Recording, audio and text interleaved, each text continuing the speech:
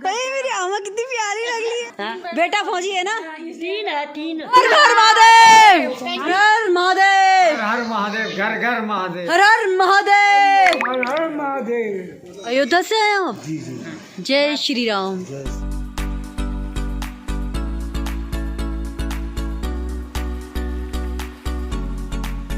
नमस्ते दोस्तों, जय श्याम, राधे राधे। कैसे आप सब लोग? तो नानी अन्नी सिमू फिर से पहुंच चुकी है टपकेश्वर धाम। जैसा कि मैंने आपसे कहा था कि मैं बहुत जल्द टपकेश्वर कथा आप तक पहुंचाऊंगी, इसलिए मैं आ चुकी हूं टपकेश्वर धाम। तो दिगंबर भरतगिरी जी द्वारा टपकेश्वर कथा जो हमने सुनी, और मेरा कार्य है वो आप तक यूट्यूब के माध्यम से आप लोगों तक पहुँचाना। तो इस कार्य को मैं आगे लेके चल रही हूँ। तो जैसे कि आप लोग देख रहे होंगे सभी भक्तजन आ रहे हैं, जा रहे हैं, तो यही तो सिलसिला दोस्तों वो आप तक पहुँचे, आपके घर पहुँचे। तो ये मेरा छोटा सा प्रयास है कि आप लोगों के घर तक टपकेश्वर धाम के दर्शन भी हो जाए, तो ये मेरा जीवन धन्य होगा। तो हर हर महादेव। सर्वप्रथम दिगंबर भरतगिरी महाराज जी को हम सब का प्रणाम। मेरा आपसे अनुरोध है कि आप हम सब भक्तजनों को टपकेश्वर महादेव की कथा सुनाने की कृपा करें। ऐसा है, आप सब लोग यूट्यूब के माध्यम से यहाँ का इतिहास जानने की इच्छुक है, तो आप घर बैठ बैठे आनंद लें। टपकेश्वर महादेव एक प्राचीन आदिकालीन तीर्थ स्थल है। जिस दौरान देवता लोग इस देवभूमि पे जागृत अवस्था में रमण भ्रमण किया करते थे, उस दौरान देवता लोग इस गुफा में आके भगवान शिव का ध्यान किया करते थे। जब भगवान शिव की देवताओं पर कृपा हुई, तब भगवान शिव ने भूमार्ग से प्रकट होकर देवताओं को देवेश्वर के रूप में दर्शन दिए और उनका अनेकों बार कल्याण किए। उस दौरान देवता लोग 7 बैरी नदी धारा इसके बीच स्नान संध्या किया करते थे, तो उस दौरान इस नदी का नाम भी देवधारा रहा। यहाँ ऋषि लोग आए, ऋषियों ने भी यहाँ आके भगवान शिव की तपस्या की, क्योंकि ऋषियों की उत्तराखंड तपोभूमि है, और उनकी भी तपस्या से भगवान शंकर प्रसन्न हुए और उन्हें भी तपस्या से प्रसन्न होकर तपेश्वर के रूप में दर्शन दिए और उनका भी अनेकों बार कल्याण किया। उसी दौरान महाभारत की दोनों सेना के कुलगुरु आचार्य द्रोण पूरे हिमालय वर्ष का भ्रमण करते हुए वो भी इस गुफा में आए, और उन्होंने भी महाभारत से पहले 12 साल तपस्या की, और उनकी तपस्या से प्रसन्न होकर भगवान शिव ने उन्हें भी साक्षात दर्शन दिए। कहा, हे द्रोण, हम तुम्हारी तपस्या से प्रसन्न हैं, जो वरदान मांगना चाहते हो वरदान मांगो। तब द्रोण ने विश्व कल्याण विश्व शांति हेतु भगवान शंकर से धनुर्विद्या का ज्ञान मांगा। कहा जाता है भगवान शंकर रोज मध्य रात्रि को भूमार्ग से प्रकट हुआ करते थे, और आचार्य द्रोण को अस्त्र शस्त्र के बारे में रोज एक अध्याय यहाँ पढ़ाया करते थे। ऐसा करते उन्हें संपूर्ण धनुर्विद्या का ज्ञान भगवान शंकर से यहाँ प्राप्त हुआ। बाद में उन्होंने कौरव पांडवों को शिक्षा दीक्षा इसी क्षेत्र में दी, और इसी क्षेत्र में यानी टपकेश्वर में ही दोनों सेना का निर्माण किया। दोनों सेनाओं को अस्त्र शस्त्र का ज्ञान दिया।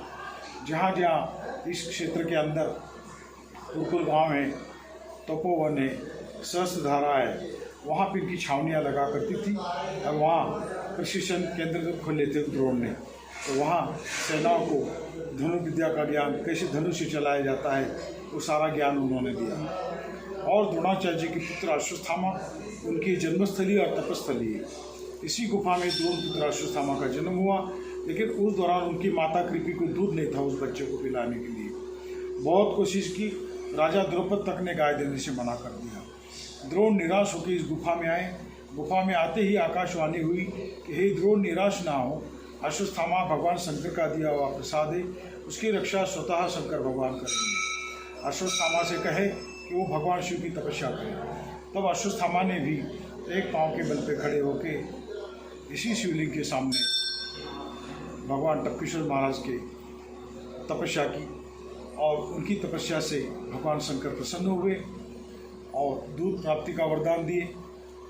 पूर्णमासी के रोज दूध प्राप्ति का वरदान दिए, और अजर अमरता का भी वरदान दिए।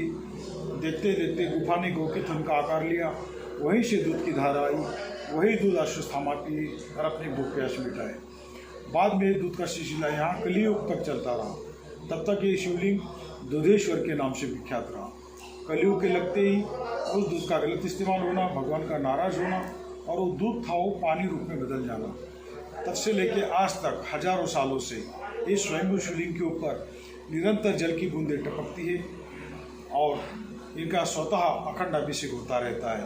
कलयुग तक तो दूध गिरता रहा, लेकिन उसका गलत इस्तेमाल होना, भगवान का नाराज होना और वो दूध था वो पानी रूप में बदल जाना, तब से लेके आज तक जल की बूंदें टपकती है और ये स्वयं शिवलिंग का अखंड अभिषेक रात दिन होता रहता है।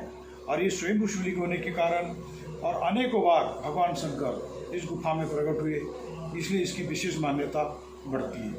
और पूरे भारतवर्ष से भक्त लोग इसी मान्यता को देखते हुए यहाँ आते हैं और टपकेश्वर महाराज का दर्शन करते हैं। और टपकेश्वर महाराज जैसे द्रोण की, माता कृपी की, अश्वत्थामा की, सबकी जो भगवान शंकर ने जो है मनोकामना पूर्ण की, इसी तरह भगवान टपकेश्वर महाराज आज भी भक्तों की यहाँ पे मनोकामना पूर्ण करते हैं।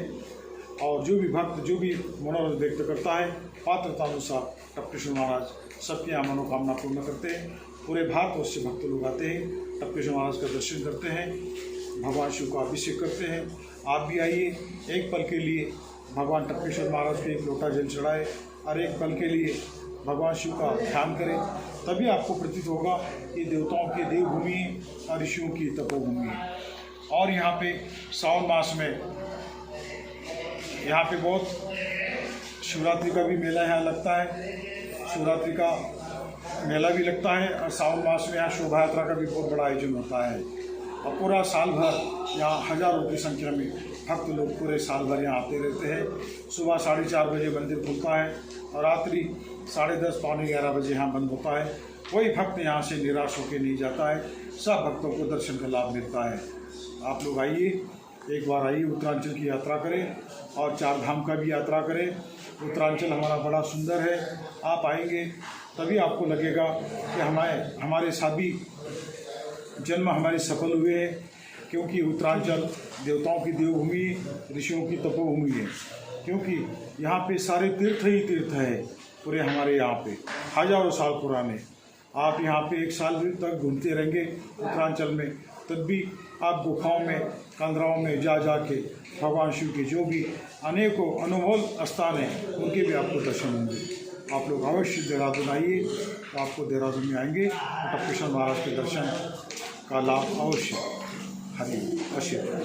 जय श्री राम। बहुत धन्यवाद दिगंबर भरतगिरी महाराज जी का, जिनके माध्यम से यह कथा अब घर घर में सुनी जाएगी। बहुत बहुत धन्यवाद आपका, जिनके द्वारा हमें आज यह अवसर प्राप्त हुआ कि अब हर घर में होंगे महादेव के दर्शन। हर हर महादेव, हर हर महादेव।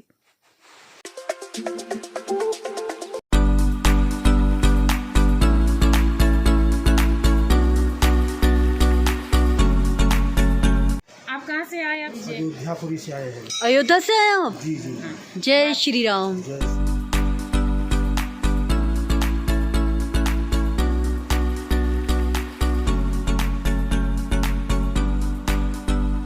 राजस्थान से।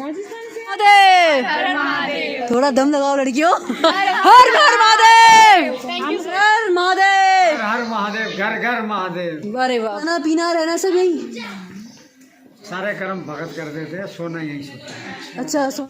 हमें भोले का मंदिर कहीं भी हो, हम तो कहीं भी जाते हैं तो हमें तो आनंद ही आनंद आता है, कहीं भी रहते हैं आनंद है। साधु जी, आपका तेज बताता है कि आपकी भक्ति में कितनी शक्ति है। मैं बहुत धन्य हूँ कि मुझे ऐसे साधु के दर्शन हुए, तो बहुत बहुत धन्यवाद। मुझे आपसे मिलकर बहुत खुशी हुई और सच में मैं बहुत ज़्यादा धन्य महसूस करती हूँ कि मुझे आपके दर्शन हुए। बहुत बहुत धन्यवाद साधु जी। हर हर महादेव। हर हर महादेव। बेटा फौजी है ना? 3 है, 3 फौजी है। हाँ। अरे बाप। मोती सरकार जिला में। अरे गजब बाबा। हमारा गाना बहुत अच्छा है। घर बार छोड़ी दिया, मोती सरकार ने छोड़िया। हम तो कलाकार है। लूण पिसा जिला में, हाय काकरी जिला में, मोती सरकार जिला में। घर बार छोड़ी दिया, मोती सरकार ने छोड़ा। महादेव, हर हर महादेव, हर हर महादेव। देखा, हर हर महादेव। जय दुर्गा मैया। गजब। कहीं मेरी आमा कितनी प्यारी लग रही है। जा मेरा आँखों से रड़ी से मैं ये गोकुल वृंदावन ले जा रही हूँ, या हरिद्वार मनसा देवी ले जा रही हूँ। और क्या करें, ये मैं खुद बचा दे भगवान भाई का खुद करेगा, आम करेगा भगवान, क्यों नहीं ऐसे लोग को भला करेगा भगवान। इजा तुम्हारा भला करेगा, सबका भला। बिल्कुल। अम्मा आशीर्वाद दे दो, है आशीर्वाद। जिंदाबाद, नौकरी लाग दो।